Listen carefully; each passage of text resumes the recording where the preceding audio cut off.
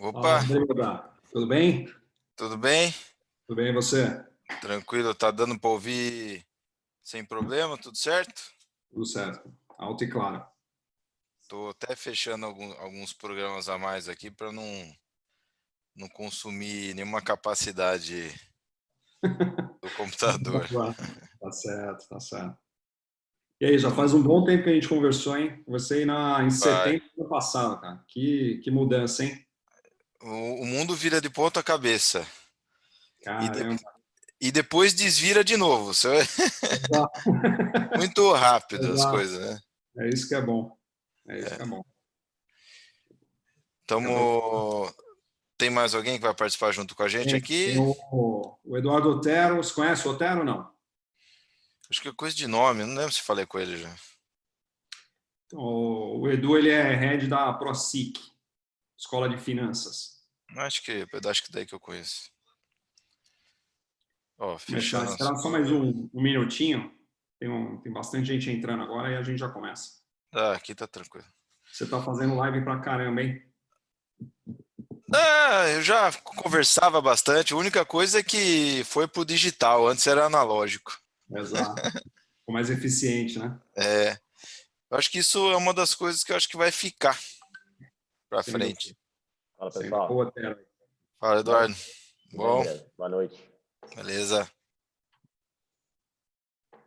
Dani, quer aguardar mais alguns minutos? O pessoal está chegando, é isso? Isso, só mais um minutinho, 2 minutinhos. Otero, você já falou com o Breda? Primeira vez que eu tenho a oportunidade de falar com ele. É, Tudo bem, Breno? isso aí. Somar forças aí. Beleza. Você tá arrumando um jeito de cortar cabelo, né? Eu não tô.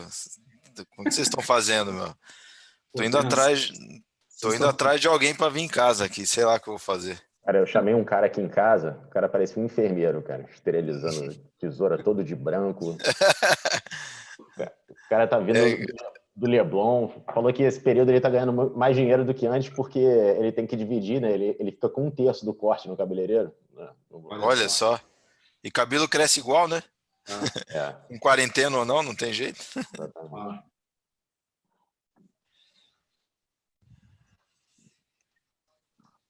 Dani, você vai monitorar o chat aqui para as perguntas no final?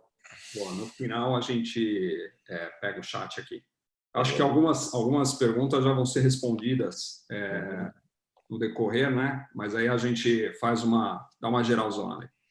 Tá bom, Bom, vamos começar? podemos. Vamos. Acho que já vale a pena. Só fazer uma introdução aqui. Boa noite a todos. Eu sou Daniel Sequetti, sócio da BlackBridge Financial. A BlackBridge é uma boutique de investimentos com foco no público de alta renda, segmento private corporativo. Hoje a gente está apresentando aqui, fazendo essa live com o tema crise do coronavírus, os erros, acertos e as oportunidades que ainda estão por aí. Normalmente eu tenho aqui comigo o meu sócio, o Marc Gauthier, hoje eu dei uma folga para ele, mas eu convidei o Eduardo Otero, que é economista, graduado aí pela Universidade Federal Fluminense. O Eduardo é head da Escola de Finanças ProSIC, é instrutor e responsável pela formação e alocação de centenas de alunos aí para o mercado financeiro brasileiro. Talvez hoje seja um dos principais formadores de opinião, formadores de mão de obra para o mercado. Foi inclusive meu professor quando eu fiz o da ProSIC. Eu tenho, do outro lado, a gente tem também o Breda, que dispensa aqui a apresentação, mas eu vou fazer mesmo assim, Breda. O Breda é sócio, fundador e gestor do fundo da família Black, formado em engenharia naval e oceânica pela Poli, a USP. Também iniciou a carreira em 2002, já é velho, já de mercado. Passou por diversas instituições financeiras, entre bancos e gestoras, e também foi o sócio fundador da Skippers Investimentos, antes do Alasca, onde também atuou como analista e gestor de renda variável. Muito bem. Apresentados os dois, eu vou iniciar aqui esse bate-papo, uma pergunta para o Eduardo. Ô, Edu, antes de você ser head, sócio aí da ProSIC, você foi alocador por mais de 10 anos de um family office, é uma consultoria voltada para pessoa física, um público de alta renda. Recentemente, você classificou essa crise como uma tempestade perfeita, né? O Black Swan. Eu queria entender por que esse nome e se, na sua percepção, quais são os principais erros que o investidor ou mesmo o assessor, você que forma pessoas para o mercado financeiro, pode cometer em momentos em crise como esse que a gente está vivendo agora. E se essa crise do Covid-19 trouxe alguma lição para a gente. Se você puder começar. Beleza. Obrigado pelo convite. Obrigado, Breda, também pela oportunidade. Bom, eu acho que eu classifiquei o evento da crise como tempestade perfeita, porque o investidor, e aí olhando um pouco mais para um cara que é um empresário ou um funcionário de uma empresa, né? O cara está vendo os investimentos dele caindo talvez em todas as classes, e se o cara é empresário... Aqui não estou pensando em empresário de grande porte, estou pensando aqui num empresário, né, de um segmento talvez um pouco menor. O cara está tendo que cogitar colocar dinheiro no próprio negócio para poder eventualmente manter a folha, e está tendo que resgatar lá o seu fundo de liquidez, e ele está vendo, inclusive, o seu fundo de liquidez apanhando. Por outro lado, tem o cara que não sabe se vai continuar empregado e que a gente já viu, já observou algum início de demissão. Então, ele está vendo, de um lado, os investimentos caindo em todas as classes, e aí eu estou vendo aqui, estou pensando aqui de grandes classes no Brasil, não estou imaginando o cara que investe lá fora, e ainda está vendo o lado real também pegando. Por isso que eu classifiquei como tempestade perfeita, tá? O que eu tenho visto, se eu não me engano, a parte da tua pergunta foi para erros, né, que os investidores, assessores cometem, né? Investidor e mesmo assessor. Bom, se a gente dá uma olhada no que foi o mercado de, sei lá, fechamento de fevereiro 16 contra fechamento de fevereiro 20, olhando para juros e bolsa, a gente passou por um processo de valorização dos ativos brasileiros de forma razoável, né? Isso naturalmente trouxe alguns investidores que talvez não estivessem devidamente preparados para algumas classes de investimentos. Então, um erro que sempre acontece, não é novidade agora, é o cara que talvez tenha tomado mais risco do que está preparado, pautado por retorno recente, né, olhando para o retrovisor, agora repensar as estratégias, se desesperar e promover algum tipo de resgate que talvez ele não tivesse que fazer, porque o mercado oscilou, o mercado foi feito para oscilar e não necessariamente teve destruição de valor nas posições que ele tinha. Acho que um outro erro que eu observei é uma visão um pouco simplista de que se eu tenho multimercado, eu vou descorrelacionar a minha carteira, tá? Quando, na verdade, se você abrisse, explodisse algumas carteiras de multimercados, diversos multimercados aqui no Brasil, os caras tinham uma posição relevante comprada em bolsa e também aplicadas em juros, tá? Então, assim, no fim do dia, naquele momento, ele não estava gerando alguma descorrelação. Um outro equívoco que eu observei, e eu acho que isso não é novidade, né? Pelo menos para a gente, que a gente já discutiu isso em outras oportunidades, é o assessor que sugere uma alocação para liquidez num fundo supostamente para liquidez, só que o fundo não conta com a real liquidez que ele acha que ele tem. Porque num ambiente onde você tem os spreads de crédito amassados, para o cara gerar algum retorno adicional ao CDI, ele acaba andando um pouco na curva ou andando um pouco no risco do crédito. Então, acho que esses talvez não são erros novos, tá? São erros que já acontecem há algum tempo, mas que eles voltam a aparecer em períodos de crise.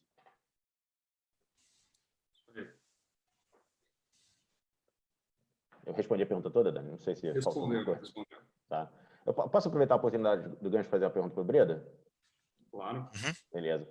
Breda, na linha do que eu estava falando há pouco sobre preço e valor, é muito comum que em momentos de crise, o cara que está lá inserido, né, que talvez não seja um investidor profissional, ou até alguns profissionais, né, perpetue o sentimento de que não tem luz no fim do túnel, né? E aí ele acaba tomando uma decisão equivocada em função disso. A gente sabe que um pedaço relevante do valor das companhias não está no fluxo de 1 ou 2 anos, né? E a gente sabe que a crise vai passar em alguma hora, a gente não sabe quando, a gente não tem bola de cristal, Mas eu queria tentar entender, contar com a tua ajuda, para o que na tua percepção teve que acabou afetando o teu portfólio, né? Daquilo que de Sim. repente foi uma quebra de tese, se é que teve, e o Uhum. que você entende que passada a crise vai sair mais forte do que entrou? Olha, vou falar da quebra de tese já, o que nos afeta na montagem do portfólio, né? A gente tem uma visão desde 2016 do dólar e dos juros em conjunto, onde a gente entende que é o seguinte, olha, esse câmbio para o nosso portfólio, aí já não vou nem entrar na questão para todas as empresas do Brasil ou para o país inteiro, mas vamos falar para uma elite empresarial, o real desvalorizado ele ajuda, porque você tem ali exportadora, Suzano, Braskem, Vale e tal, poucas são importadoras e as grandes estão competindo no mundo, produz no Brasil e compete no mundo, então o real desvalorizado acaba ajudando. Desde que não cause uma espiral inflacionária, porque é outro escândalo, né? Mas por enquanto não é o caso. Então esse combinado no nosso caso, de você vender o dólar para ficar resguardado e se defender de uma valorização do real, porque sempre foi o nosso veneno, né? O real fica caro, aí, putz, para produzir no Brasil é difícil e tal. Então a gente vendido no dólar para nos proteger de uma possível valorização do real, a gente ficou muito tempo, muitos anos, também vendido num juros um pouco curto. A gente não tinha ideia que o câmbio iria para 5 e tralalá, e muito menos que os juros iria vir para o chão. Então, esse combo de vendido nos juros e vendido no dólar, para a gente uma forma de ficar tranquilo para carregar ações. Foi dando muito certo até uma hora que deu errado, que foi em março, onde tudo perdeu lógica, né? O câmbio foi para cima, tudo bem, mas os juros também, os juros curtos. E aí a gente sabe que é posição técnica de mercado, stops e tal.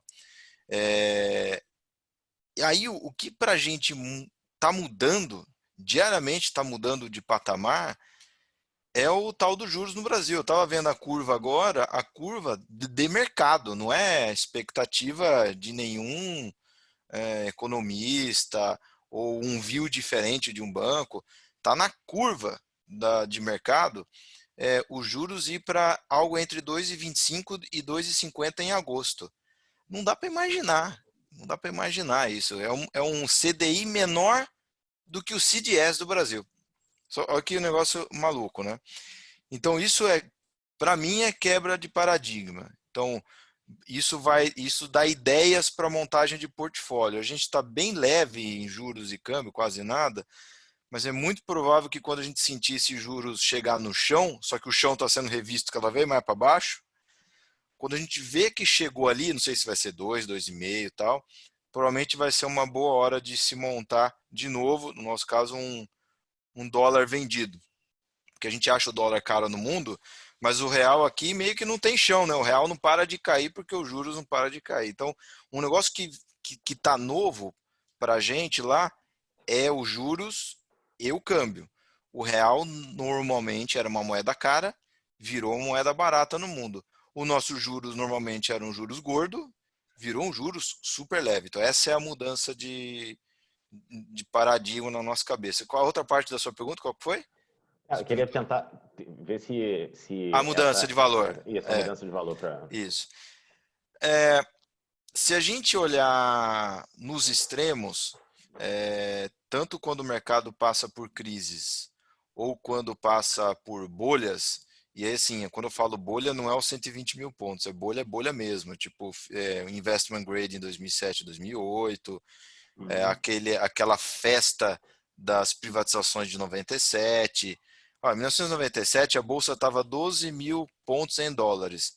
Hoje a gente está praticamente lá, nos 13 mil pontos em dólares agora, 20 anos depois, né? Ou seja, sem correção inflacionária. Aquilo sim era um preço caro para diacho, né? Então, nos extremos, o pessoal erra feio, porque você perpetua um lucro de minério a 200 dólares, um lucro de petro com petróleo a 150 dólares, e aquilo está errado, você não pode projetar aquele tipo de coisa, porque você atrai um monte de competidor, você atrai um monte de super oferta, o que faria o preço cair, o antes daquelas empresas caírem. ou o Brasil expandindo o crédito, né, por 6, 7 anos seguidos, você não pode perpetuar essa expansão de novo. Então, geralmente fica muito errado lá em cima e embaixo também. Então, onde a gente está agora é o equivalente temporal a final de 2015, aquele buraco de 2002. E quando a gente pega o preço da ação dividir por 2, mais ou menos, geralmente isso é 1/3 disso vem do aumento do risco, né? Então a taxa de desconto, né, desse fluxo de caixa aumenta, e mais ou menos uns 2/3 disso vem de ter um menor fluxo de caixa futuro, né? Quando geralmente varia o mercado. Se você está variando 50% para baixo, mais ou menos uns 30 e poucos por cento desses 50 pontos é a redução no fluxo de caixa perpétuo das empresas. Aí já cai por terra, né? Tá errado. Não tem como você pegar o fluxo de caixa da Vale, dividir por 2. Não caiu nem agora, né? O preço do minério está igual, os embarques estão igual. Você pega fluxo de caixa da Suzano, né? Até aumentou. Você pega da Rumo, também está no índice, está igual. Se você pegar de um shopping que fechou e da Renner, que são os casos drásticos, né? Fechou a loja, não pode faturar nada, né? Coisa mais drástica que isso não tem. Quanto que é o impacto, mais ou menos? Vamos imaginar que um terço do ano vai ficar fechado. Então, 1/3 de faturamento a menos. Você vai ter aí 33% de faturamento a menos. Por alavancagem operacional, o lucro vai para zero, né? Ou fica irrelevante, fica até um pouco negativo. Você vai perder o ano de 2020 do seu fluxo de caixa dos próximos 20 e 30 anos. Isso representa 6, 7% mais ou menos do valor de uma companhia. Então, uma pancada de um ano não justificaria o mercado dividir por 2. O que tem que acontecer é, para uma empresa específica, o business dela piorou. Teve uma mudança regulatória ali que mudou completamente o ROIC daquela companhia. Ou entrou 3 concorrentes num mercado onde ela nadava de braçada. Você tem que ter uma perda permanente de capital numa companhia. Isso pode acontecer. Eu acho que em algumas vai acabar tendo, né? Diluição em companhia aérea, alguma que vai quebrar pelo meio do caminho, porque está muito alavancada e tal. Mas de forma geral no mercado, quando divide por 2, você pode ter certeza que já está errado, né? Isso aí não dá para você dividir tudo por 2. A não ser que o mundo de fato vai descontinuar. A gente já entrou num ciclo, entrou numa destruição nível Segunda Guerra Mundial. E nem lá isso aconteceu. Então, assim, quando divide por 2, se você está partindo de patamares normais, que eram os nossos 120 mil pontos, longe de preços de bolha, claramente você vê problemas, você vê que é exagero. E quando a gente olha companhia por companhia, é difícil você ver alguma companhia que perdeu de verdade no valor presente alguma coisa ao redor de 10, 15%. Isso você já não consegue achar. Bem difícil. Então, na verdade, o que o mercado está falando. Mesmo já estressando Não, as variáveis. mesmo estressando o ano de 2020. Aí você fala, então por que caiu? Uma forma de você explicar isso, se você imaginar, não, o mercado está correto. Vamos achar aqui o que o mercado está precificando. Não é o fluxo de caixa, então. É a taxa de desconto. Então, o mercado colocou um prêmio de risco muito gordo, né, para justificar esse valor presente. Porque por fluxo de caixa você não consegue. Você vai no shopping, daqui 2, 3 meses abre. Shopping não é só uma questão de loja que vai ser canibalizado, vai ser presa do e-commerce. Não, shoppings tem restaurante, você tem serviço. Então, assim, quando você olha empresa por empresa, não é só o fluxo de caixa. O fluxo de caixa é mínimo. O que aconteceu foi um aumento de prêmio de risco enorme. E isso é uma delícia para o investidor. Porque aí você está alocando capital num negócio que está implícito ali dentro uma taxa interna de retorno muito alta. Eu já achava gordo no 120, imagina o que eu acho agora. Então, é a única coisa que explica. O fluxo de caixa não explica isso. Não vai acontecer isso com o fluxo de caixa das companhias. Dividir por 2, isso não vai. Agora, o mundo vai sair diferente do que entrou da crise, né? Isso aí não tem a menor dúvida. E é curioso, porque geralmente quando o pessoal associa crise, acaba achando que tudo vai ser muito pior. Mas a verdade é que alguns negócios saem muito mais fortes, né? O negócio Sim. complica para alguns segmentos, os menores sofrem demais e outros, os maiores, acabam conseguindo consolidar. Na sua Hoje, percepção, quem é que vai sair mais forte é, da crise? você falou perfeito. Isso. Hoje eu tive uma conversa com. Eu vou revelar o nome porque eu converso com ele, não tem problema nenhum, é coisa bacana. Doutor Marcílio, né? Ele era ministro do Collor, imagina, né? Ele, na Segunda Guerra Mundial, ele estudava em Viena. Você vê o cara aqui, o que ele já viu, né? E aí eu estava numa conversa com ele hoje, ele fala assim, sabe que essa crise fez um negócio interessante. A crise está adiantando o futuro. Olha que coisa, o cara tem quase 90 anos de idade. A crise está adiantando o futuro, ou seja, está trazendo muito mais rápido as coisas que as companhias iriam fazer lá na frente. Então, investir no varejo, o e-commerce, escolas, ensino à distância. Então, é um negócio que começou a explodir essa semana. Sistema, algoritmo e segurança para telemedicina. O negócio está começando a voar. Então, assim, tem um monte de coisa que vai ser adiantada por conta da crise. E um monte de coisa vai ser prejudicada. Então, assim como 2008 trouxe lições, que você sabe bem, alavancagem bancária, o negócio nunca mais foi o mesmo, né?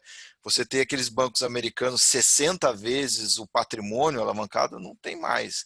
É 12, 13, 14 e olha lá, com Basileia, regulação, liquidez, compliance para tudo quanto é lado. Tanto que nessa crise ninguém falou de um stress test de banco. Ninguém parou para pensar, pô, vamos ver se o Goldman Sachs aguenta essa crise. Nem parou para pensar de tão líquido que estão os bancos. E eles estão dessa forma por lições da crise de 2008. Então, o que eu acho que vem como lições dessa crise, acho que é um pouco disso que a gente está fazendo. As coisas à distância, conferências. No meu caso específico, que eu fico olhando ali no portfólio, e-commerce, Magazine Luiza já está voando já de novo. Ensino à distância, EAD. Outra coisa talvez esse negócio de viagem executiva, avião e hospitality, né, esses hotel para negócio executivo, isso aí eu acho que vai ter perda permanente. Acho que ainda vai ficar um tempo esse um pouco medo, esse certo conservadorismo de executivos de tocarem viagem. Fala, dá para fazer uma conferência? E dá, né? A gente está descobrindo que dá para tocar reunião com muitas pessoas. Então, isso acho que vai ter uma mudança importante, que é a comunicação das pessoas. Uma outra coisa que eu acho que vai ter, mas é um pouco a médio prazo, sempre teve essa diferença de valor entre o imóvel comercial e o imóvel residencial, onde o comercial é mais, na média, o metro quadrado do comercial é mais valorizado. Filosoficamente, a crise mostrou que a gente não precisa ir para um escritório para trabalhar, a gente não precisa ir numa escola para estudar, a gente não precisa nem numa igreja para rezar, né? Porque teve missa aí que foi pelo Facebook. Então, esse real estate a casa, eu acho que tende a se desvalorizar em relação à casa. Porque na hora do vamos ver onde você precisou de estrutura, conforto, tal, foi na sua residência. Acho que imóvel residencial vai sair um pouco mais bonitinho dessa história. No relativo, né? Tudo preço relativo. E eu acho que hábitos de higiene, acho que vai, né, vai caminhar um pouquinho em direção ao Oriente, né? Esse negócio do gel, da máscara, as pessoas perderam um pouco a vergonha de usar máscara em aeroporto. Acho que vai ter uma certa mudança de comportamento assim que vai ficar. Não drástico, mas são coisinhas que eu acho que vai ficar. No nosso caso, algo que impacta mais materialmente mesmo, acho que é e-commerce e ensino à distância. Isso acho que vai ser acelerado. Você falou desse exercício que você faz de mensurar o que é a tua expectativa de fluxo de caixa em cima de uma companhia, estressa alguns cenários e compara o valor de que você achou do negócio ao preço da ação e acha uma diferença, eventualmente o valor do teu negócio está razoavelmente superior ao preço da ação, o que você está falando no fim do dia é a ferramenta, é o hábito do velho investor, né? É Exato, isso. Acho que seria exato. bacana talvez dividir para a galera, porque tem muita gente que fala que é adepto dessa filosofia mas que quando você olha o que o cara faz, vai ver na justificativa, o cara está comprando crescimento pra cacete, está sendo ultra... E acaba baseando o próprio argumento da compra num crescimento que talvez a companhia nunca entregou antes na história. Exato. Eu acho que assim, as pessoas deturparam o que é Value Investing, né? E virou um negócio folclórico. Aí o pessoal fala coisas que o Buffett faz e só faz aquilo e não faz só aquilo também. Então virou uma fantasia, às vezes. Teve um famoso jantar que o Keynes foi, era para ser, ele ia ser premiado. Aí ele voltou para casa, teve o jantar, ele ficou numa mesa com 15 outros keynesianos. Ele sendo premiado, ele chegou em casa e falou com a esposa dele, que ela era bailarina, né? Ela perguntou, e aí, como é que foi o jantar? Falei assim, não, o pessoal ali, todo mundo se dizia keynesiano e tal. Aí ela perguntou, mas o que você achou? Eu não entendi nada do que eles falaram. Então, assim, já deturparam. Então, Value Investing é simplesmente você tentar descobrir ou tentar estimar, ninguém vai te falar com certeza, mas você tem tentar estimar o quanto o negócio vale. Quanto que o negócio vale? Depende de premissas, de crescimento, margem, retorno, capital de giro, tal. E tentar comprar aquilo por menos do que vale. Só isso. Ninguém fala que tem que Value Investing compra para sempre. Ninguém fala que Value Investing tem que ter dividendos. Sabe? É simplesmente comprar um negócio por menos do que vale. Isso é complicado para as pessoas, de verdade complicado, porque eu acho que não deve ser 1% das pessoas que investem que param para tentar analisar para ver o quanto que vale. Né? Ver gráfico, ver quanto subiu. A ação já foi R$ 40, está 15, vou comprar. Eu não tenho ideia do que vale, se a empresa perdeu valor ou não. Então, assim, o que a gente tenta fazer, né, para tentar estimar o quanto vale? Você olha um pouco para o passado para ter uma pista, mais ou menos, do que aquela turma entrega de resultado. Mas se o negócio ele muda, né, com uma certa velocidade ao longo do tempo, era só loja física, virou e-commerce.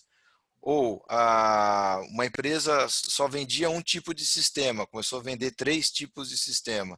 Ou a Vale só tinha minério de ferro, entrou em cobre, carvão, fertilizante. Você tem que olhar para o passado, mas tem que tentar entender para onde vai no futuro. E você tenta estimar com o pé um pouco no chão. Não extremamente conservador, porque você pode deixar na mesa. Esse erro eu já cometi muito. E também nem muito otimista, porque você vai pagar além da conta. Então você imagina algo que você acha factível, que você acha que de verdade que eles vão entregar. E faz isso para todas as companhias, porque você tem que ter isonomia. Ah, não, eu vou ser conservador com a Magazine Luiza, mas eu vou ser super agressivo com o Pão de Açúcar. Aí você já não consegue comparar. Então, quando você considera coisas razoáveis para aquela empresa, aí você consegue começar a estimar. Agora, o que eu acho que é razoável para a Magazine Luiza entregar de crescimento, tem gente que vai achar que eu sou maluco. O que eu acho razoável de preço de minério para Vale, tem gente que vai me achar conservador. E aí você entra nas premissas que são pessoais, né? Não tem jeito. Aí vai do conhecimento dos vieses e da profundidade que o investidor tem naquela empresa. Ô Breda, e emendando essa pergunta aí do Eduardo, já com a sua resposta, teve alguma alteração no seu acompanhamento de empresa com a crise? E eu queria também só, o que o Luiz Alves está achando dessa... Olha, acompanhamento, o que a gente fez? Assim, tem empresas que a gente, né, olhava de longe, estudava e a crise enterrou de vez. Não vamos nem olhar, esquece. Empresa que é case de turnaround, tem dívida estressada, mas talvez recupere, né? Esse tipo que você fica olhando, namorando, mas não tem posição.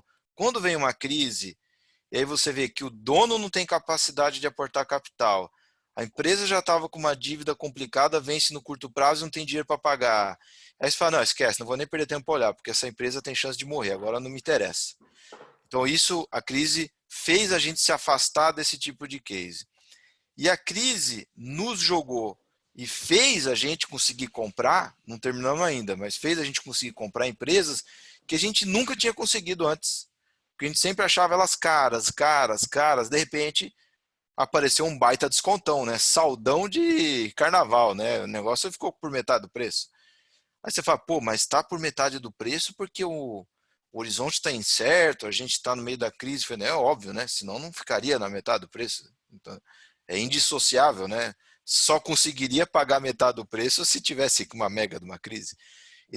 Então a crise fez a gente se distanciar de uns cases muito complicados e nos jogou para dois cases novos que são de empresas super bem tocadas e tal. A gente nunca conseguiu comprar antes. E a outra coisa que você falou? Você O que falou que uma... o Luiz Alves está achando? Olha, olha, o Luiz Alves fala assim, muito jornalista tentou fazer matéria com ele agora, né? E ele normalmente fala, não tem problema. Eu vou te dar a dica. Ele falou assim: eu prefiro não me manifestar agora, porque eu vou acabar induzindo as pessoas a comprar muito. E elas não têm o estômago que eu tenho. Então, a bolsa estava nos 70, está 80 mil pontos. Eu aguento a bolsa voltar para 60, 50 mil pontos no meio do caminho, não tem problema nenhum. Mas eu não sei se as pessoas aguentam. Então, elas vão olhar o meu otimismo, vão olhar o que eu estou fazendo e vão querer fazer também. Só que elas não estão no estômago que eu tenho. Então, aí eu já estou te falando, né, que o cara está otimista pra caramba com os preços. Os preços estão embutindo uma expectativa irreal, muito conservadora, né? Ah, não vai abrir nunca mais, vai vender só metade a vida inteira. Não é assim. Toda crise, ela para a bolsa, aí a gente tem que desconectar um pouquinho do PIB, né? Para a bolsa, que é a elite, a elite, né, dos setores, empresas que são sobreviventes, a crise funciona como um processo darwinista. A crise vem, mata o pequeno, né, esfola o mediano, elimina a concorrente, machuca o grande, né, não tem problema nenhum, machuca mesmo. E quando a crise passa, o grande emerge muito mais forte do que ele estava antes da crise, na média, né? Porque tem mais market share, ela tinha mais musculatura para aguentar a crise, tinha mais dinheiro para contratar a McKinsey, a Falcone, manda a gente embora, renegocia a dívida, tem funding com o Itaú, com o Bradesco, se precisar, tem ativo para dar em garantia. Então ele consegue enfrentar a crise, né? Sai prejudicado no curto prazo, porque a crise vai tirar faturamento e tal. Mas passa 2, 3, 4 anos depois da crise, eu arrisco a dizer que a crise é benéfica para o cara que é líder setorial. Porque o que ele perdeu, então vamos supor, o que a Renner vai perder agora em 2020, ela vai recuperar com sobra daqui uns anos à frente. Porque imagina a quantidade de lojista e de varejo de vestuário que está morrendo agora. Ela não. Então ela vai ter mais poder de barganha para comprar tecido, ela vai ter poder de barganha maior para poder negociar espaço em shopping. Imagina, o shopping mediano agora está na mão das grandes. As empresas satélites vão morrer, né? Algumas vão sumir do mapa. Então a Renner vai chegar num shopping e vai falar assim, ó, se você quiser que eu entre no seu shopping, eu pago tanto, eu pegar ou largar. Que vai estar cheio de shopping querendo a Renner. Então, assim, as grandes saem melhor da crise, embora elas percam no ano de 2020. Não tenha dúvida que perde sim. Tá certo, tá certo. Eu vou fazer uma pergunta para o Eduardo também, para aproveitar. Quando a gente estava ali em discussão em aula, falando um pouco sobre alocação, a gente discorria muito sobre a questão do investidor brasileiro ser conservador, né? E agora com a Selic a 3,75, na sua visão de alocador, tá? Hoje a gente tem aqui um alocador e um gestor. Na sua visão de alocador, para aquele investidor que está construindo patrimônio, qual o risco que ele corre não diversificando o investimento, não diversificando parte do patrimônio dele em renda variável? Bom, a gente tem que contextualizar, né? A gente está falando de um juro inédito, né? Que a gente ainda tem que abater impostos, é a inflação. Então, no fim do dia, em termos reais, o cara está empobrecendo. É isso que está acontecendo. Em um cenário onde a gente ainda tem o aumento da expectativa de vida. Então, assim, se teoricamente esse cara poupa recursos e aplica esses recursos para poder viver tranquilamente o período da aposentadoria, Assim, eu acho que sobram motivos para esse cara repensar os investimentos. Eu entendo que a ausência de risco na carteira é o maior risco que ele pode tomar. Assim, né? Porque se ele não fizer nada, está garantido que ele não vai ter como viver. Assim, ele não vai ter recurso para poder viver num ambiente onde ele vai viver mais tempo do que antes. Agora, é óbvio que quer dizer então que é para sair comprando bolsa a qualquer preço, de qualquer jeito? Claro que não. Assim, eu sempre fui adepto da tese de que é melhor delegar recursos para gestores profissionais do que você estimular a pessoa física a tomar decisões. Porque, assim, isso não é novidade. Assim, você já com certeza deve ter visto aquele estudo da Dalbar a respeito do Magellan Fund, né? E do fundo Peter Lynch, que entre 1977 e 1990 ele mais do que dobrou a bolsa, e o gerencial dos investidores pessoa física foi negativo, né? Os caras conseguiram perder dinheiro nesse período porque eles estavam o tempo todo tomando decisão pelo retrovisor. Subia muito, quero entrar. Aí perdia, não, quero resgatar. Quando, na verdade, ele tinha que estar fazendo um movimento inverso, né? De alocar mais recursos no tempo, em especial nesses períodos onde a bolsa se desvalorizou por essas razões, tá? E é muito por isso que inclusive, eu gosto de delegar recursos para gestores que tenham essa prerrogativa de poder preservar dinheiro em caixa para esses momentos onde a bolsa pode estar mais cara, ou de repente se utilizar de alguns instrumentos para poder se proteger, não de repente ficar 95% alocado o tempo todo, mas aí já é outro papo, acho que já entra um pouco de filosofia de investimentos. Mas, assim, a matemática não deixa dúvidas. Assim, se ele não tomar risco no ambiente onde ele vive mais, com uma aplicação muito conservadora, assim, vai faltar dinheiro lá na frente e, desde zero, ele já está empobrecendo em termos reais. Não tem muito mistério. Perfeito. Ô, Breda, pegando essa parte que o Eduardo falou em renda variável, eu estou vendo que tem algumas perguntas aqui, perguntando do fundo especificamente aqui do BDR, tá?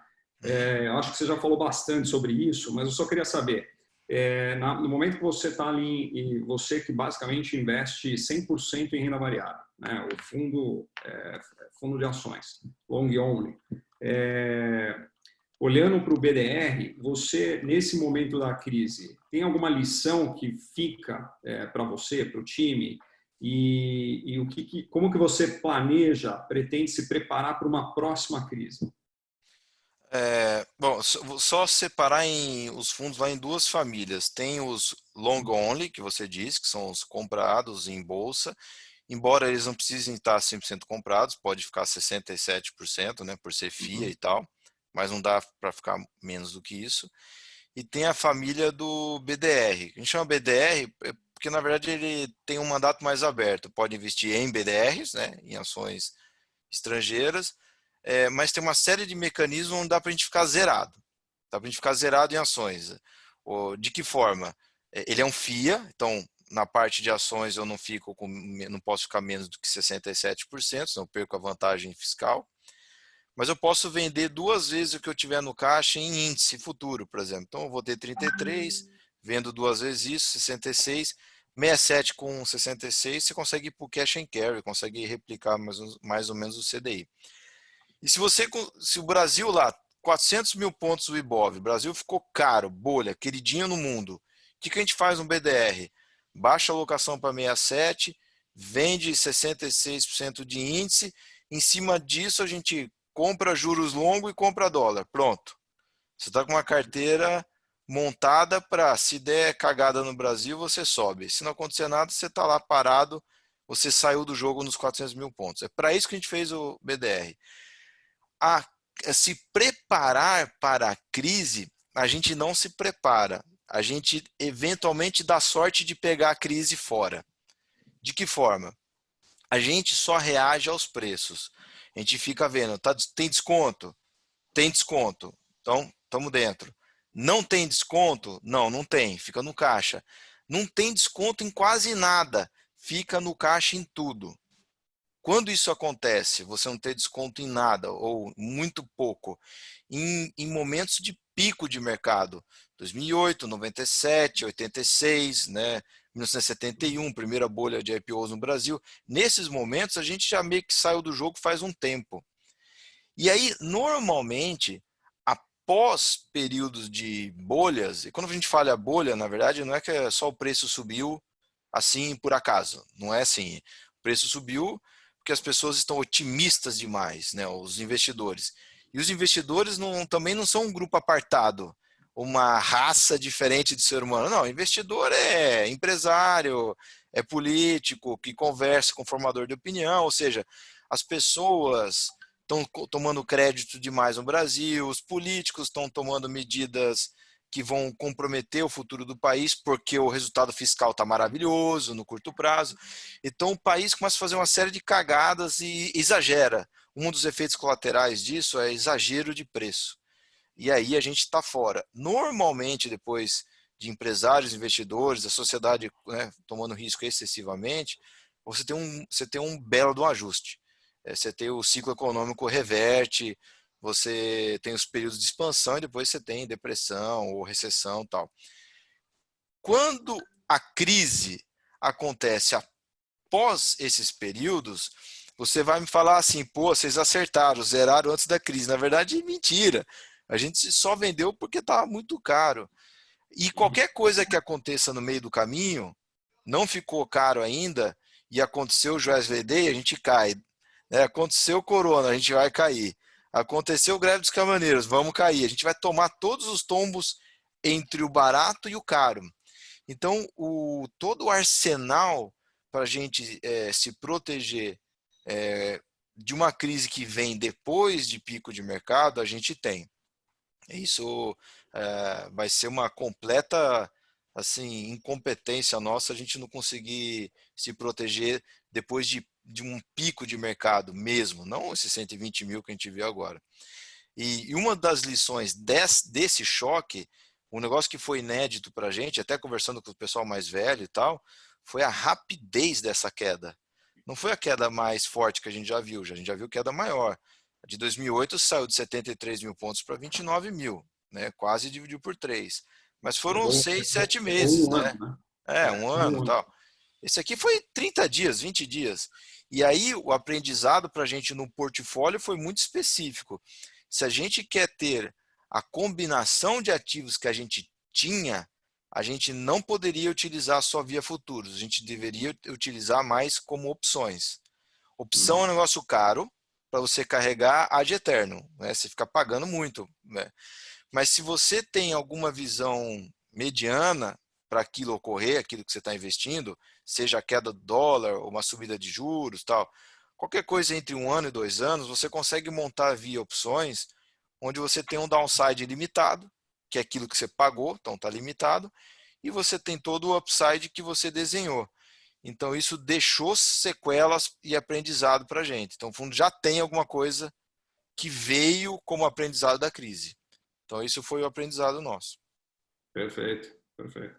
A gente tem uma discussão interna aqui muito grande em relação à parte de alocação, né? Aqui dentro do escritório. E eu tenho falado com muitos clientes e ouvido mesmo os assessores nossos em relação ao melhor momento de entrada. A gente normalmente tem basicamente 2 perfis de clientes. Aquele que está esperando uma normalização, né, uma subida da bolsa para poder voltar a investir em renda variável, e aquele que está esperando, né, aguardando uma nova queda para poder entrar e pegar um rally de subida, né, como a gente teve agora recente. O que vocês têm para falar? Eu queria ouvir um pouco dos dois, né? Até as duas visões. Para esse investidor que está esperando, está com o dinheiro parado. Olha, vou ser bem direto ao ponto, tá? Esse investidor ele tem poder de decisão de sair depois? Uma vez entrado na bolsa? De sair. Se ele deu uma falhada. Se ele tem liquidez. Ele fala assim, depois que você decidiu entrar, depois que ele decidiu entrar, ele pode chegar para você assim, Daniel, e falar assim, ó, zero, não aguento mais. Ele pode? Pode, o dinheiro é dele. Então, se ele pode, é um cara que você tem que medir o estômago, né? Se esse cara não aguenta uma queda muito grande, não tem jeito, você nunca vai conseguir falar para ele, cara, é no olho do furacão que você tem que comprar, né? Porque as coisas têm grande chance de estar muito barato, mas como você está no olho do furacão, pode ficar muito volátil ainda, pode subir 20, cair 30 e tal. E se ele bate no limite de stop do estômago dele e cai fora do jogo, por exemplo, com 20% de queda, você fica numa sinuca de bico. Você não vai conseguir colocar ele no melhor ponto do mercado. Se ele quer entrar na bolsa para ter um ganho rápido, aí não dá também, porque é impossível você prever esse tipo de coisa no mercado. Assim, a única solução para o cara que não é profissional e quer tentar entrar, mas sem se machucar muito, a ponto de pedir para sair, é você, né, convencer ele, mostrar o histórico, que momentos de crise é onde o mercado está lá embaixo, e começar a alocar com uma certa disciplina, né, com uma certa recorrência. Ó, vamos fazer aqui, ó, uma tranche por semana até o limite que a gente deixar orçado para você, porque tem gente que o limite máximo de renda variável é 10%, não passa disso. Tem gente que é 40%, tal. Depois que você combinou o tamanho, você começa a colocar devagarzinho no momento de incerteza. É muito fácil de mostrar para a pessoa que momento de incerteza geralmente tem desconto. É onde você consegue alocar, comprar mais ativos pelo mesmo dinheiro. E é o que eu tentaria convencer ele, né? Porque entrar de uma vez só, você pode espanar o cara. Passa uma semana, volta para 60 mil pontos, ele te chama de burro e pede para sair. Não Ele pode volta acontecer mais. isso, né? Eu queria saber o que Não você volta acha. mais. Não volta mais. É que você tem duas coisas para resolver. Você tem duas coisas. É, Primeiro é a parte técnica. É o quanto de ativo você vai comprar pelo mesmo real que você está colocando. Isso daí dá para fazer conta, analisa histórico e tal, mas esse é o primeiro problema. O segundo problema é que você tem que gerenciar o cara. Você tem que gerenciar a pessoa. Não é todo mundo que aguenta a mesma coisa, né? Então, você tem que. É muito pessoal isso. Eu aguento, eu estou acostumado a apanhar a vida inteira, mas as pessoas não é assim, né?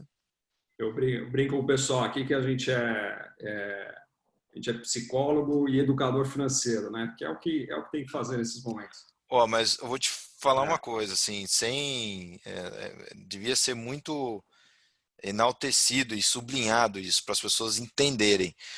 Quando você analisa, vou falar de casos que eu conheço, você analisa o Luiz Alves Paes de Barros, o Parisotto aqui no Brasil. Eu conversei uma vez pessoalmente com o Barsi, mas não conheço ele profundamente na física, mas eu li muito sobre ele. Você vê os brasileiros aqui e você vê o Warren Buffett, vê o Peter Lynch, vê o Philip Fisher, os caras, as referências nos Estados Unidos, eles não possuem uma capacidade técnica assim lá, né, de outro nível. Não é um QI absurdo, não é isso que é a vantagem competitiva deles, não é.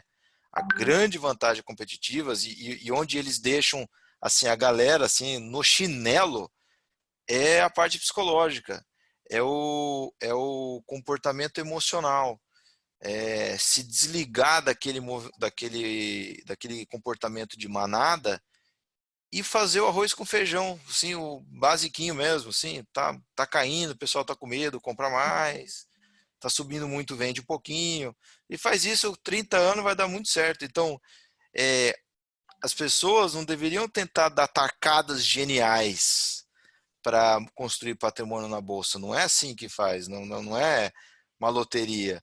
É muito mais um negócio de disciplina, paciência, segurar um pouco o emocional e faz isso. É isso que esses velhinhos fazem. Isso eu falo porque eu trabalho com um, eu vejo ali. É impressionante. é isso aí. O Edu, você tem alguma coisa a adicionar? Cara, Queria falar alguma coisa? tem um caso curioso, assim, porque eu separava um grupo de clientes e quando eles pegavam o telefone falando que era para comprar, eu falava era para vender. E quando os caras falavam que era para vender, eu falava, bom, é para comprar. Porque os caras, com consistência, eles se posicionavam pautados exatamente pelo retrovisor, né? É, Tem um pedaço aí que o Breno falou que é ultra necessário quando a gente faz o planejamento de uma pessoa física, que é a disciplina e organização para que esse cara faça os aportes de forma periódica, né?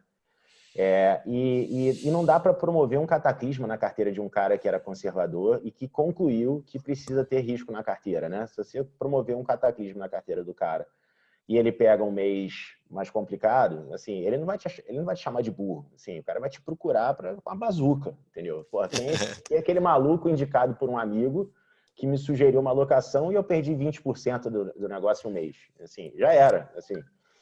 Então, eu acho que você precisa, primeiro, a parcela em risco que esse cara precisa ter, não necessariamente apenas em bolsa, tá? Isso.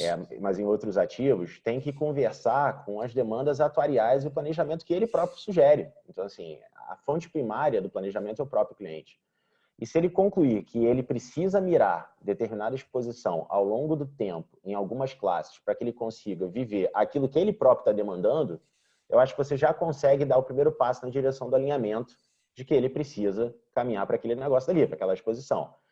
Se você não fizer de forma, se você fizer de forma gradativa, você evita esse grande drawdown, vamos dizer assim, que o cara não está preparado.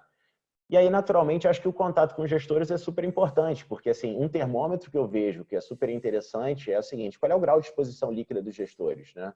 Daquela galera que mais profissional, que está ali próximo das empresas, que está tomando as decisões de forma mais fria. Você vai vendo ao longo do tempo que essa exposição líquida, ela conversa com determinados movimentos do mercado. É sempre? Não, os caras podem errar. Outro ponto também que eu trago um pouco para as discussões é que, assim, num português bem claro, legal ver a bolsa, mas assim, foda-se, assim, você não está preocupado com a bolsa, você está preocupado em obter retornos reais através de ações. E aí, se a bolsa pode, de repente, andar de lado, ou subir pra cacete, ou assim, você tem que estar preocupado é o seguinte: pô, legal, o mandato que eu deleguei dinheiro, as condições que eu entendi que eram necessárias para essa galera ganhar dinheiro estão mantidas? Beleza, então, e aí você vai educando o cara ao longo do tempo. Agora, não tem a menor dúvida que é um trabalho educacional pesado, assim, e aí é muito mérito da galera que está fazendo esse trabalho aí com cuidado, para você ver algumas estatísticas que são interessantes. Pô, lá em 2008, eu lembro claramente do que foi o segundo semestre de 2008. Você pega o último dia de maio de 2008, se não me engano, saiu o segundo grau de investimento naquele dia, né? Bateu a máxima lá nos 74, o mercado virou e dali até novembro foi uma sangria. Recorde de fechamento de conta de pessoa física. E a gente começa a ver que, assim, a dinâmica começa a mudar. Talvez pelo fato de a gente ter muito mais informação hoje, né? Algumas pessoas fazem esse esforço de difundir conhecimento, né? Que eu acho que é super louvável, mas também pelo fato de que tem alguém, um assessor, um consultor, que está fazendo questão de levar as informações corretas para que esses investidores tomem a decisão mais embasada, né? No fim do dia, cara, quem aperta o botão vermelho é o cliente, você pode ter certeza disso. Vou fazer uma pergunta para vocês aqui. A gente tem visto aí muito economista falando que a gente deve ver com juros baixos por um longo tempo. Juros baixos por um tempo maior, a partir de agora. O que faz a gente se aproximar um pouco dos mercados americano, europeu, né? Na ótica do gestor e do alocador, o que vocês enxergam desse cenário de juro baixo, né? O que deriva isso para o nosso mercado? E o que vocês acham, como vocês acham que o mercado vai se transformar por conta dos juros baixos? Olha, eu posso falar um pouco do ponto de vista das empresas, que é a matéria-prima dos fundos que a gente toca, né? A gente investe e vai tão bem quanto elas forem, né? Assim, no Brasil sempre foi muito complicado você investir em empresas, né? A gente pode simplificar apenas, porque tem muito mais do que isso, mas a gente pode simplificar as empresas aqui no Brasil como tendo que enfrentar sempre três dragões: burocracia, né? Estatal, burocracia, CLT, a parte trabalhista, esse tipo de coisa no Brasil é totalmente antiquado, da parte a burocracia. O outro grande problema é juros, custo de capital para a empresa, quanto mais subir, pior. Mais despesa financeira, menos projetos são atrativos para você investir, alocar capital. Então, burocracia, juros. E o outro problema sempre foi a nossa moeda. A nossa moeda é muito cara, é difícil você construir, fabricar um ônibus aqui da Marco Polo e competir com o chinês lá na África. Ou A hora que o Brasil começa a crescer e começa a aumentar o consumo de aço, inundam o Brasil com aço turco, porque é muito mais barato você fazer aço na Turquia, botar ele no navio, atravessar o oceano, chegar aqui, pagar tudo que tem que pagar na alfândega e ainda você coloca o aço na porta do cliente num preço mais barato do que a CSN ou as Minas, né, fazem aqui, sendo que o Brasil tem minério de ferro com sobra, né? Tudo por conta da burocracia e do câmbio. O que tem acontecido nos últimos anos? Essas três barreiras estão caindo.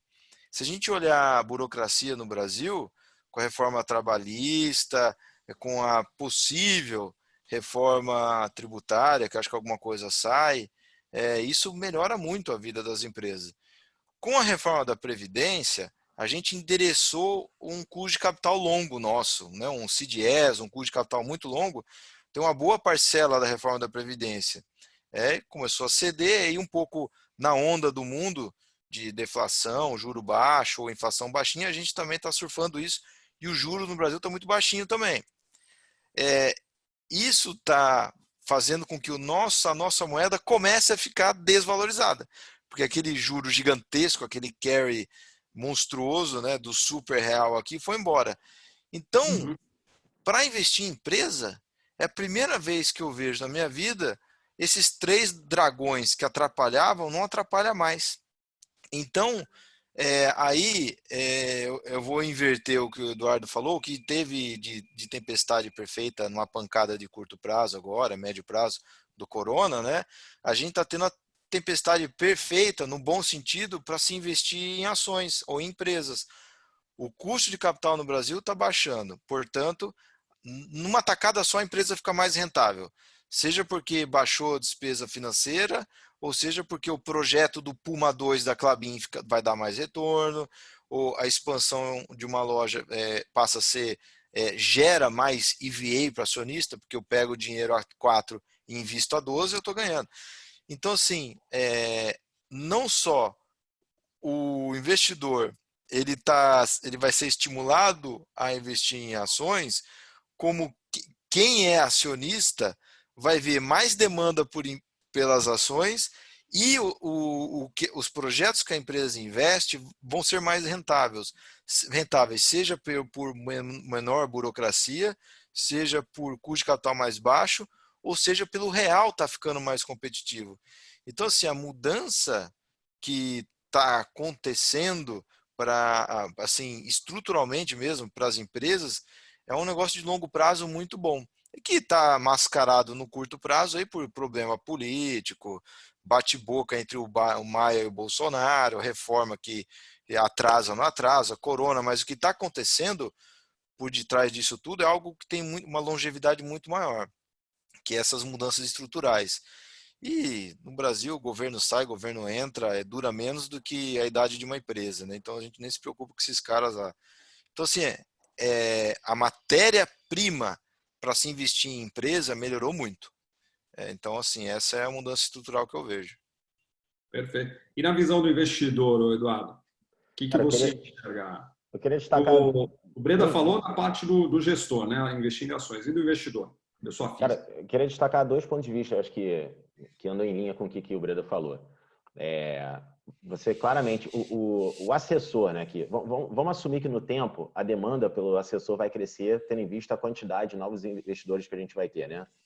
Bom, tá claro para a gente que no ambiente de juro baixo, aquele negócio todo que a gente falou, longevidade e tal, esse cara vai ter que migrar para novas classes, tá? O que eu vejo, que me parece um pouco fruta baixa, é que, na linha de que já vem acontecendo, a gente vai ter que sofisticar a capacidade de análise e de atendimento desse assessor para ele conseguir criticar novas classes de investimentos que estarão disponíveis para esse investidor pessoa física, tá? Acho que esse é o primeiro ponto. Acho que eu espero que daqui a algum tempo, daqui a 10, 15 anos, a discussão sobre bolsa no portfólio seja um negócio menor, tendo em vista que a quantidade, a difusão de informações que vem acontecendo é crescente. Esse é um primeiro ponto. Uma outra pernada, uma outra derivada disso, é o assessor ou consultor começar a olhar para ativos reais, né, que também podem vir a se valorizar ou demandar a capacidade de análise de um cara que começa a tirar dinheiro do mercado e começa a tomar decisão de repente, olhar para algum negócio de fato. Tá? E aí o cara que está próximo atendendo esse cliente deveria, no tempo, tá, ter alguma capacidade de contribuir com esse cara. Um ponto que o Breda falou para as empresas a respeito do funding, né? O posicionamento recente de alguns players, né, que estão levando essa questão da capilaridade dos investidores para praças que antes ficavam à mercê de repente, uma agência do Banco do Brasil, né? Hoje você começa a ver o movimento desses assessores levarem opções de financiamento para as empresas dos clientes. Opções essas de financiamento que há um tempo atrás era impensável, num custo razoavelmente menor do que o custo tradicional. Então, o retorno do acionista no mesmo projeto acaba sendo muito melhor, você gera riqueza para esse cara. Tá?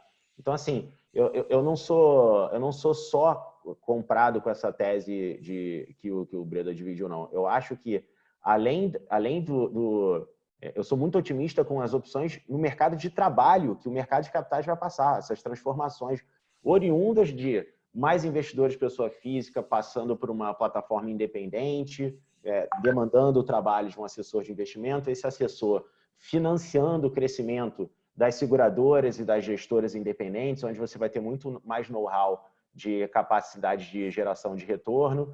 Essa grana passando pela renda fixa privada, que começa a financiar empresas que em outro momento sequer tinham essa opção de se financiar, você conseguir gerar retornos muito mais interessantes para o acionista dessas empresas.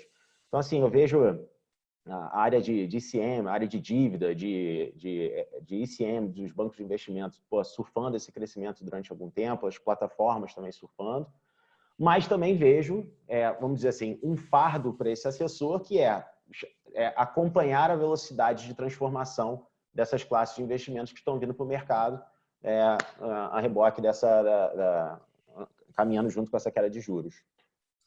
Pessoal, a gente já chegou aqui com uma hora. Eu queria não deixar de aproveitar aqui para pegar algumas perguntas que foram feitas aqui, tá?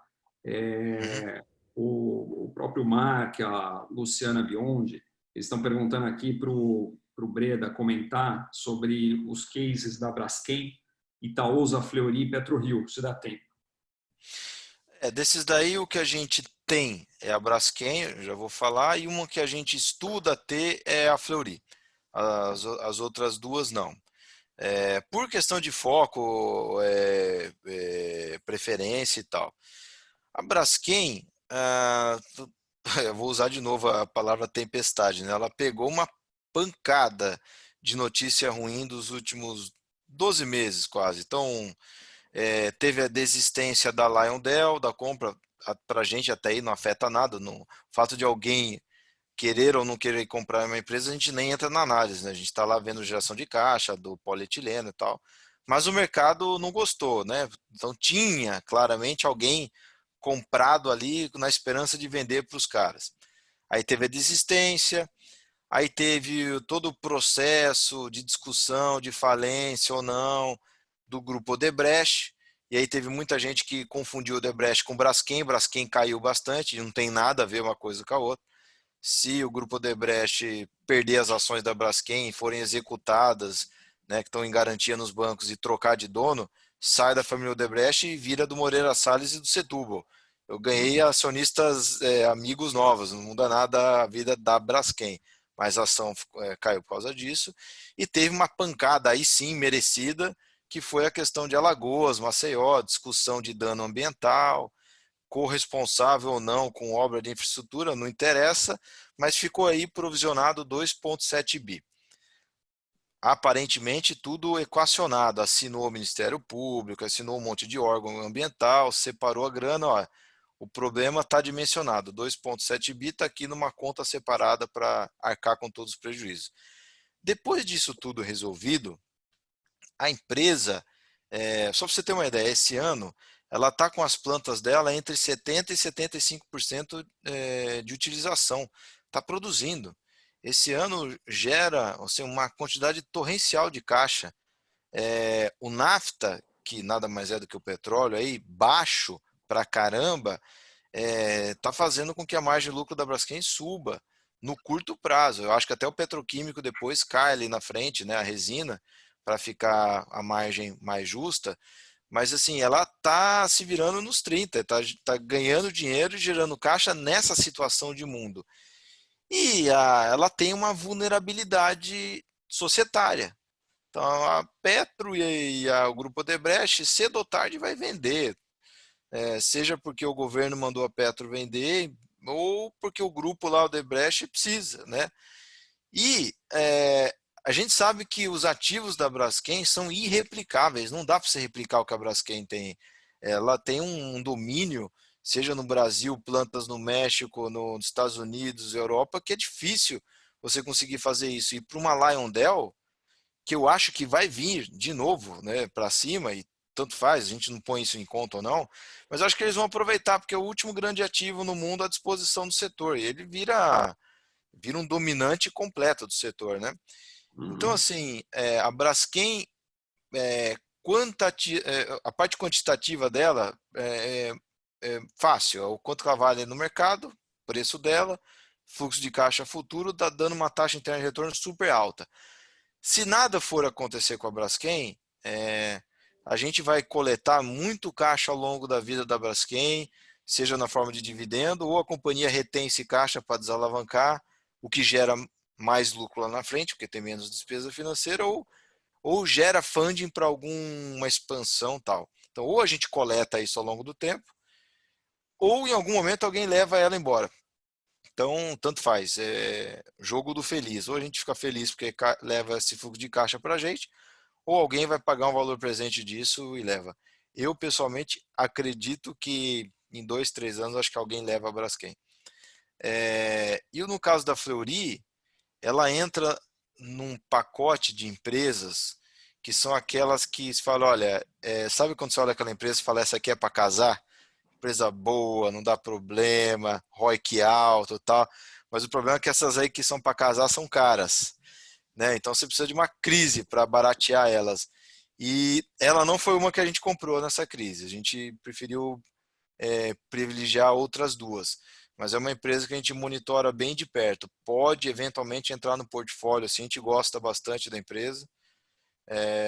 O Cláudio, que é executivo lá da companhia, é colega meu de conselho em outra empresa, a gente só escuta coisa boa da empresa, então, mas não temos. Teve uma pergunta aqui do Antônio, que ele perguntou exatamente o que você acabou de responder. Qual, você aproveitou esse momento de crise para comprar alguma empresa que você não tinha? Qual, se você Aproveitamos puder para falar comprar. qual? Não, porque eu ainda estou comprando, não quero concorrência na compra, não. Quero comprar sozinho. Mas logo vocês vão saber. Tá certo. Bom, para finalizar, passamos já quase 1h10 aqui. Eu só queria fazer um quiz com vocês dois aí. Bate bola rápido. Só uma perguntinha de sim ou não, tá? Bolsa a 80 mil pontos. É compra ou venda? Breda. Compra. E aí, Eduardo? Pô, vou falar o contrário agora. Dá negócio. Eu queria ter O falado dólar a antes, mas 5,40 é compra ou venda? Não entendi. Dólar a 5,40 é compra ou venda? Pode falar primeiro, Eduardo. cara, eu acho que é compra, mas altíssima chance de me aposentar com a previsão. A bolsa era muito mais fácil, muito mais fácil. Acho que é venda, mas no curto prazo acho que continua subindo por conta da queda dos juros, entendeu? É. Acho que a pergunta mais correta, se eu perguntar para o Eduardo, Eduardo, dólar 5,40 é compra ou venda para 2 meses? Ele vai falar compra. Fala, é compra ou venda para 5 anos? Eu acho que ele fala venda. Bom, ele quis me ajudar aqui, mas de fato, eu tive não, mas de fato eu acho que o argumento dos juros é muito forte, cara. É muito forte. Acho que você já falou isso, mas a Selic 3,75 agora. Cai mais? Não vou nem falar que eu concordo, nem vou falar que eu acho certo, mas eu acho que cai. Perfeito. E o petróleo, o Brent, a 20 dólares. 20 dólares. Compra a Petrobras? É compra? É para mim ou é para o Eduardo? Para você? Compra. Esse 20 dólares não faz sentido. Sustentável. Nem a Rússia nem a Arábia Saudita ficam de pé com esse É dólar isso aí. aí, eu queria agradecer. Tá certo. Queria agradecer demais a participação. Tem algumas perguntas aqui que foram feitas, mas como a gente já decorreu muito do tempo, eu vou deixar para responder depois por e-mail, tá, pessoal? Para quem fez aqui, eu vou mandar para o Breda, ele responde, o Eduardo também, e depois a gente dá um feedback por e-mail. Queria agradecer a participação do Breda, muito obrigado por aceitar o convite. Obrigado você, Daniel, o pessoal da Blackbridge e a companhia do Eduardo, um prazer. Obrigado, Edu. Obrigado por ter aceito Valeu, também Dani. para fazer esse bate-papo aqui com o Breda. Prazer, Breda. Obrigado pela oportunidade, pessoal. Valeu. Grande abraço.